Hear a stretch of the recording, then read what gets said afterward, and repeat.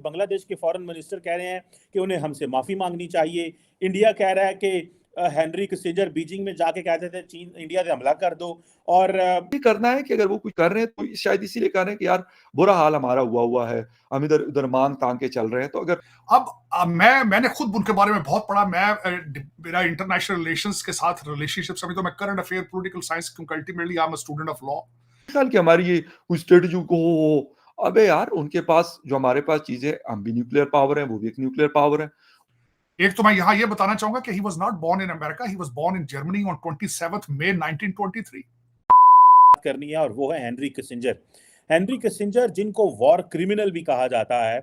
और मैंने एक दफ़ा उनकी एक सेंटेंस कोट पढ़ी कहीं पे, जब हम इंटरनेशनल रिलेशंस पॉलिटिक्स पढ़ रहे थे यूनिवर्सिटी में, तो हमें सबसे ज़्यादा हेनरी किसिंजर की जो डिप्लोमेसी है, बल्कि उसने बुक भी लिखी हुई है डिप्लोमेसी के ऊपर, वो हमें पढ़ाई जाती थी। और मैंने उनका एक डिक्टा में कोट पढ़ा जहाँ पे उसने लिखा कि there can not be a crisis next week, my schedule is already full. So तार साहब इस तरह की शख्सियत है। मैं आज देख रहा था कि बांग्लादेश के फॉरेन मिनिस्टर कह रहे हैं कि उन्हें हमसे माफ़ी मांगनी चाहिए। इंडिया कह रहा है कि हेनरी किसिंजर बीजिंग में जाके कहते थे चीन इंडिया पे हमला कर दो। और बल्कि रिसेंटली मैं देख रहा था कि वो नरेंद्र मोदी से मिलने इंडिया भी गए थे। तार साहब आप क्या देखते हैं हेनरी किसिंजर के बारे में, जिनको वॉर क्रिमिनल कहा जा रहा है कि उन्होंने कंबोडिया के अंदर, चिली के अंदर, पाकिस्तान, वियतनाम के अंदर जो है वो बहुत सारे इंसानी जानों का नुकसान हुआ, लेकिन बहुत सारे लोग कहते हैं कि उन्होंने अमेरिका का जो नेशनल इंटरेस्ट है उसको भी प्रोटेक्ट किया।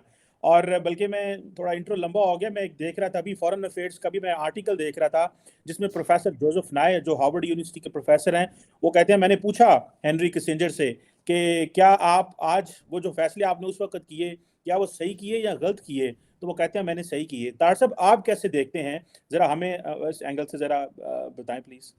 चीमा साहब, मैं दो चीजें, एक तो देखें, मैं एक तो इस हवाले से आपने बिल्कुल सही फरमाया कि आपकी तो माशाल्लाह पीएचडी इंटरनेशनल रिलेशंस में है।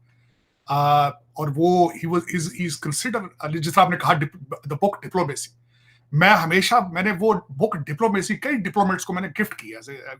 It's a landmark book on diplomacy specially. मैंने खुद उनके बारे में बहुत पढ़ा। मेरा इंटरनेशनल रिलेशंस के साथ रिलेशनशिप्स, अभी तो मैं करंट अफेयर पॉलिटिकल साइंस, क्योंकि ultimately I am a student of law. अब मैं बताना चाहूंगा, एक तो मैं अपने देखने वालों को, सुनने वालों को थोड़ा सा एक ब्रीफ उनका बायो देना चाहता हूं, फिर उनकी राइट और लेफ्ट चीजें बता के फिर मैं बताना चाहूंगा एट द एंड कि मैं उनके बारे में क्या सोचता हूं। एक तो मैं यहां ये बताना चाहूंगा कि he was not born in America, he was born in Germany on 27 May 1923।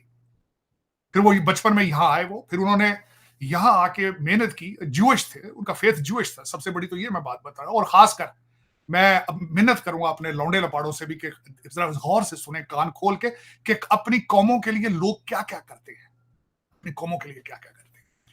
तो ज्यूइश फेथ था उनका, यहां पर आए वो, और उसके बाद उन्होंने वो हार्वर्ड अटेंड किया। जब हार्वर्ड अटेंड कर रहे थे तो उस वक्त जंगें शुरू हुई, तो वो ड्राफ्ट हुए। ड्राफ्ट होके उन्होंने आर्मी के सीक्रेट डिपार्टमेंट को सर्व किया।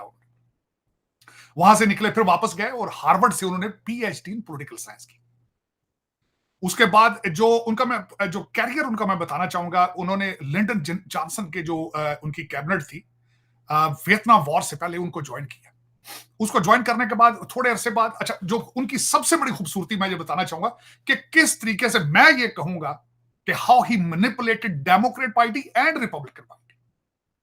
अब वो लिंडन जॉनसन के कैबिनेट में या उनके उनके वो टीम का हिस्सा थे, लेकिन उनके सीक्रेट्स जाके निक्सन के साथ शेयर कर रहे थे जब Nixon was running as a presidential candidate. तो यहां पे एक लफ्ज उनके लिए यह भी इस्तेमाल किया जाता है कि he betrayed the person he was working for. अब उसके बाद निक्सन साहब की बारी आ जाती। निक्सन साहब को उन्होंने बड़ी खूबसूरती से मैनिपुलेट किया, और उसके बाद later on he served Ford at the same time. अब उसमें जिस तरह मैंने ये बताना चाहूंगा, दो टर्मिनोलॉजीज के वो फाउंडर समझे जाते हैं अमेरिकन फॉरेन पॉलिसी में।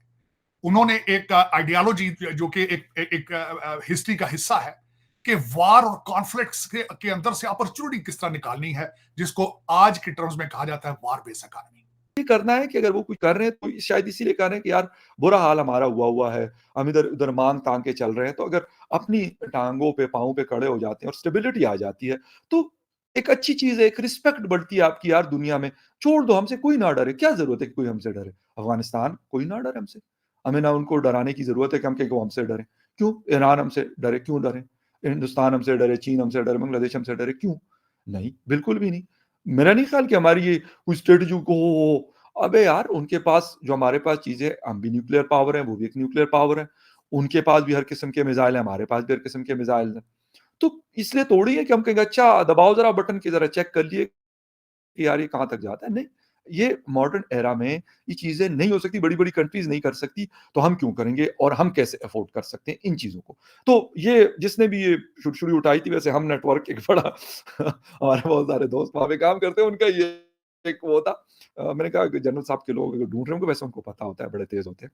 तो मैं कहा उनको आसानी, वैसे मेरे वो ट्विटर से भी वो मेरे देख सकते हैं और शो में मैंने ज़िक्र भी कर लिया, तो वो अगर दुबई से वापसी उनकी हो गई हो, तो मेरा ख़्याल अगर ये खबर उनको पहुँचा दें, तो मैं थैंक यू कहूँगा आप लोगों को।